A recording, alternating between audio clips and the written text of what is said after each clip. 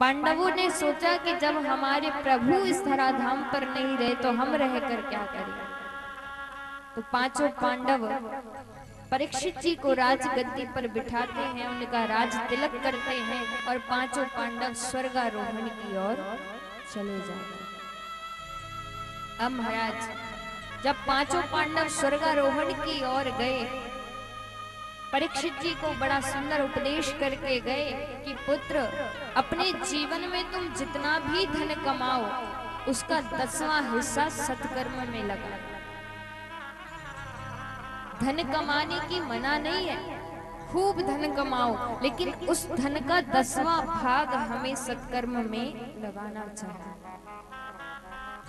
क्योंकि महाराज तन पवित्र सेवा किए, धन पवित्र कर दान, और मन पवित्र हरि भजन सो होत त्रिविध कल्याण। हमारा जो तन है ये पवित्र होता है संतों की सेवा करने से, और हमारा धन पवित्र होता है दान करने से।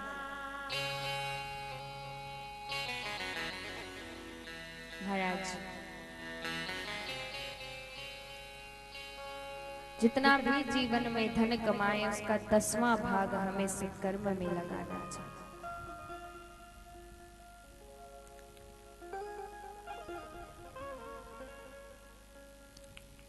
पांडवों ने परीक्षित जी से कहा कि पुत्र, एक बार तो यदि शरण में कोई शत्रु भी आ जाए तो उसे क्षमा कर देना। संतों की सेवा करना, गुरु सेवा करना, गौ सेवा करना, कई सारे उपदेश पांडवों ने परीक्षित जी को किए और महाराज स्वर्गारोहण की ओर गए। अब महाराज जैसे ही पांचों पांडव स्वर्गारोहण की ओर जाने लगे तो कहते हैं कि जिस भी व्यक्ति ने अपने धर्म के विरुद्ध, शास्त्रों के विरुद्ध यदि कोई भी कार्य किया है तो वो शरीर स्वर्ग नहीं जा सकता। एक बार प्रेम से बोलिए राधे राधे राधे राधे राधे राधे राधे राधे। तो महाराज यदि किसी व्यक्ति ने एक भी कार्य धर्म के विपरीत, शास्त्रों के विरुद्ध यदि किया है तो वो शरीर स्वर्ग नहीं जा सकता। पांचों पांडव स्वर्गारोहण की ओर जाते हैं तो सबसे पहले नकुल और सहदेव नीचे गिरने लगते हैं। भीमसेन ने युधिष्ठिर जी से पूछा कि भैया ये नीचे क्यों गिर रहे हैं। युधिष्ठिर जी ने कहा, भीमसेन, इन दोनों को, इनमें से एक को तो सुंदरता पर और एक को अपने ज्ञान पर बड़ा अभिमान था, इसलिए ये दोनों शरीर स्वर्ग नहीं जा सकते। जैसे ही थोड़ा और आगे बढ़े महाराज, अर्जुन नीचे गिरने लगा। भीमसेन जी ने पूछा कि भैया ये अर्जुन नीचे क्यों गिरने लगे। युधिष्ठिर जी ने कहा कि अर्जुन को अपनी गांडीव पर अभिमान था, इसलिए ये भी शरीर स्वर्ग नहीं जा सकता। थोड़ा और आगे बढ़े, द्रौपदी नीचे गिरी। भीमसेन ने पूछा, द्रौपदी नीचे क्यों गिरी। तो महाराज युधिष्ठिर जी कहते हैं कि द्रौपदी के पति तो 5 थे, लेकिन उनमें से ये एक के प्रति थोड़ी ज्यादा आसक्त थी, इसलिए ये भी शरीर स्वर्ग नहीं जा सकते। थोड़ा और आगे बढ़े तो भीमसेन भी नीचे गिरने लगे। तो गिरते गिरते पूछते हैं, अरे भैया हम क्यों नीचे गिर रहे हैं। बोले, भीमसेन तुम खाते बहुत थे,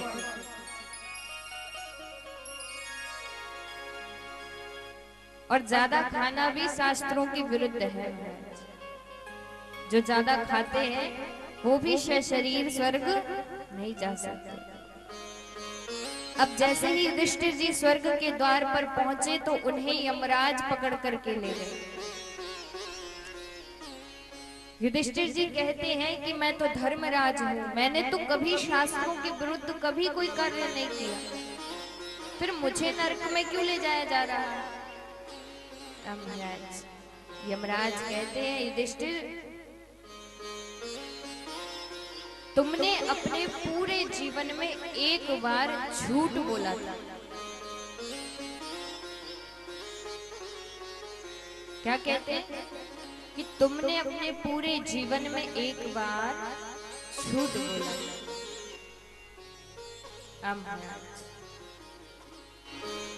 युधिष्ठिर जी कहते हैं मैंने कब झूठ बोला? तो महाराज यमराज कहता है युधिष्ठिर याद करो, जब अश्वत्थामा को मारने की बात आई थी, जब अश्वत्थामा को मारने की बात आई थी तो तुमने झूठ कहा था कि अश्वत्थामा मारा गया, जबकि वो अश्वत्थामा नहीं था, वो अश्वत्थामा नाम का हाथी मारा गया था। पर तुमने कहा था कि अश्वत्थामा, क्योंकि द्रोणाचार्य जी अश्वत्थामा से बड़ा प्रेम करते थे, तो जब तक अश्वत्थामा की मृत्यु नहीं होती, उनको ये पता नहीं चलता कि अश्वत्थामा मारा गया, तब तक द्रोणाचार्य जी को कोई मार नहीं सकता था। युधिष्ठिर जी कहते हैं कि वो झूठ तो हमने भगवान के कहने पर बोला था, हमसे तो भगवान ने कहा था कि तुम ऐसा कहो तब जाकर के द्रोणाचार्य जी की मृत्यु कर सकेंगे। अब महाराज इतने में वहां कन्हैया आ गए। युधिष्ठिर जी कहते हैं कन्हैया इनको बताइए कि आपके कहने पर हमने झूठ बोला था।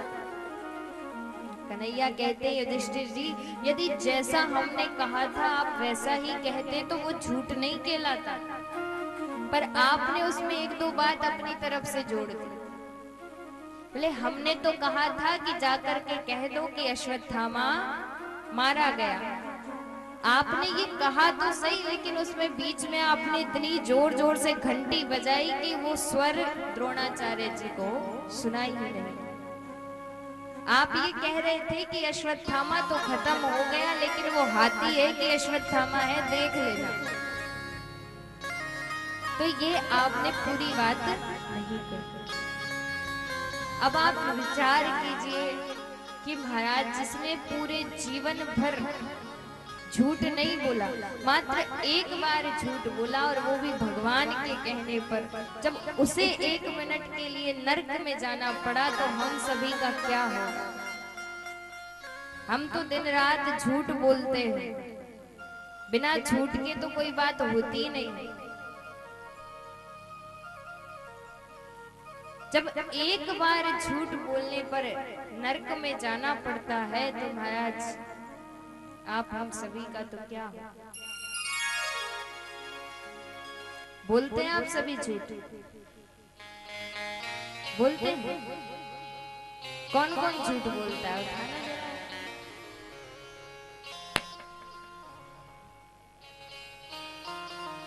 नहीं नहीं, उठाया तो सही, कम से कम सच बोलने की हिम्मत चाहिए महाराज। हर कोई सत्य नहीं बोल सकता। एक बार प्रेम से बोलिए राधे राधे।